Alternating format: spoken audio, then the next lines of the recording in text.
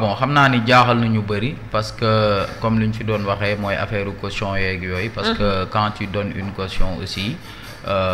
d'habitude dañ lay libérer. donc loolu war na mën a jaaxal ñu bëri parce que Sophie Gladima. dafa am benn société boo xam dafa waroon taxawal dafa waroon tabax benn centre. léegi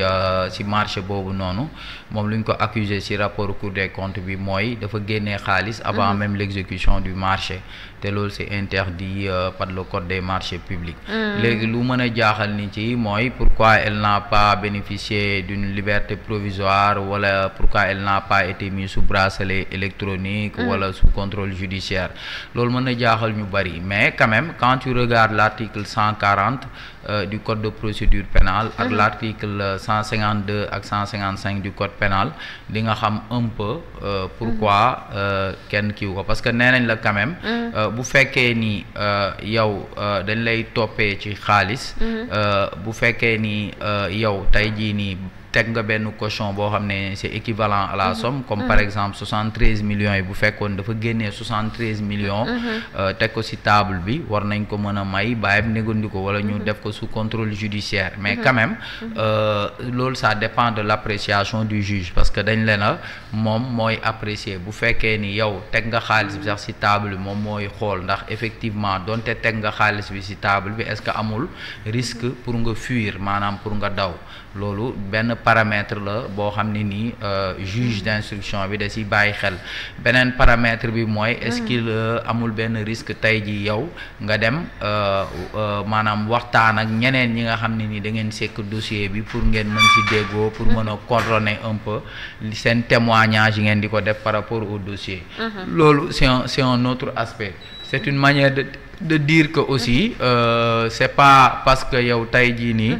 génnee nga xaalis rek teg ko ci table bi que selon la loi dañ la war a bàyyi nga dem sa kër léegi nag bon pour ce qui est de Sophie Gladima ci dossier am man mon appréciation mooy quand même jàpp naa ni au moins elle aurait dû pu bénéficier d'un contrôle judiciaire mënoon nañ ko bàyyi mu nekk sous contrôle judiciaire d'après man sama appréciation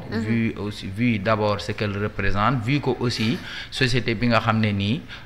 moom moo gagné woon marché bi société bi nee na c'est avéré que société bi ñoom jot nañu xaalis waaw société bi nee na jot na xaalis bi que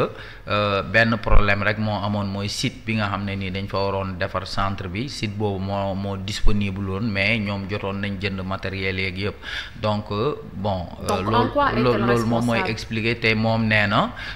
non moom li ñu koy toppee mooy xam nga xaalis xam nga état tamit dafa am xaalis day mel ni le cas de Moustapha Diop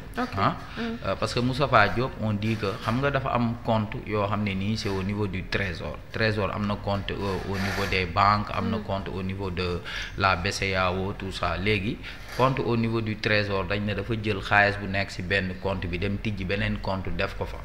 comprendre nga maanaam xaalisu état am na ay nuñ koy dépenser aussi am na ku ci nekk ak sa rôle bi nga war a jouer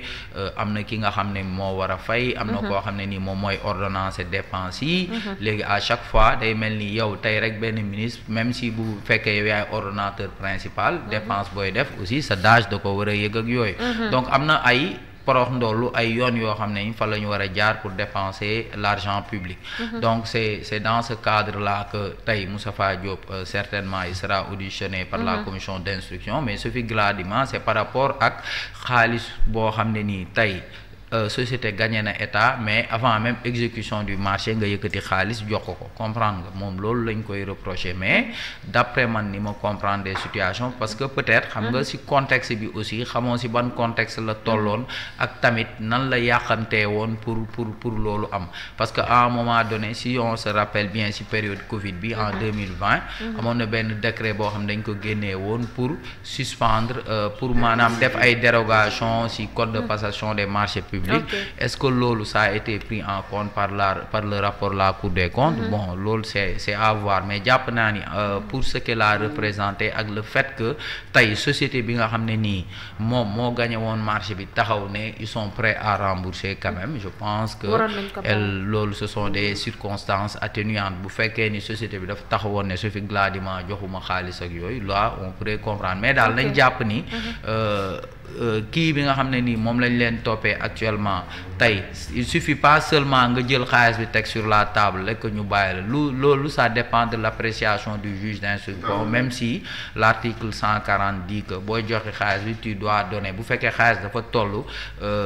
dafa doon supérieur ou égal à 1 million de francs CFA xaalis bi ñu lay toppee da nga war a booy joxe caution tu dois donner l'intégralité de la somme mais ça veut pas dire que boo ko joxee automatiquement rek tu recouvres la liberté loolu ça dépend de l'appréciation du juge beneen ponk bi tamit mooy la durée de l'instruction maanaam elle est illimitée ça dépend si leen rek lay dépendre mooy peine bi nga xam ne nii moom mooy encourir moom ngay encourir maanaam peine bu ñu mën a teg sa ndodd yow waroo nekk ci temps boobu bu fekkee ni comme par exemple tu risques 3 ans de prison on n'a pas le droit de te garder au-delà de 3 ans de prison mais quand même il faut retenir aussi que la durée de l'instruction aussi elle est illimitée. Elle est illimitée. Voilà amul recours waaw amul recours xam nga recours de justice xam nga waaw commission ci kanam retour et consort en fait retour et consort il faut d'abord un jugement te ñoom amul recours c'est parce qu'ils ont déjà prévu tout ça au niveau de la haute cour de justice li nga xamante ni ñoo waroon nekk si genre appel bi ñooñu dañuy def de telle sorte dañuy bokk ci composition bi yépp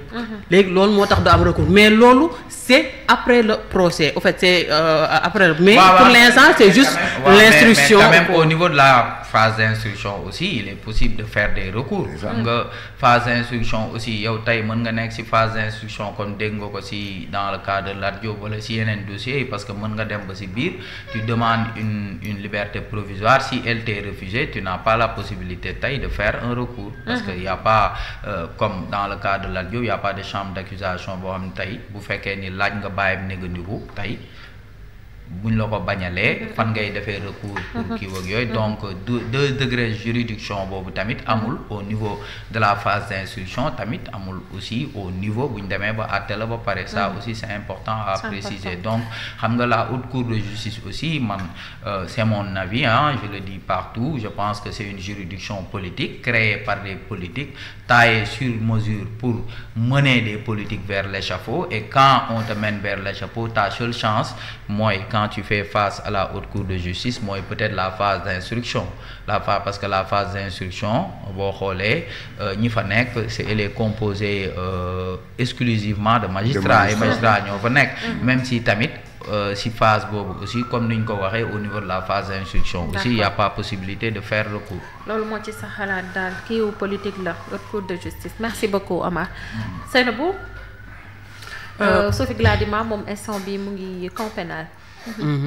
waaye démb lañ jot nouvelle bi comme tout le monde que après son audition au niveau de la commission d'instruction moom daf mujj am mandat de dépôt.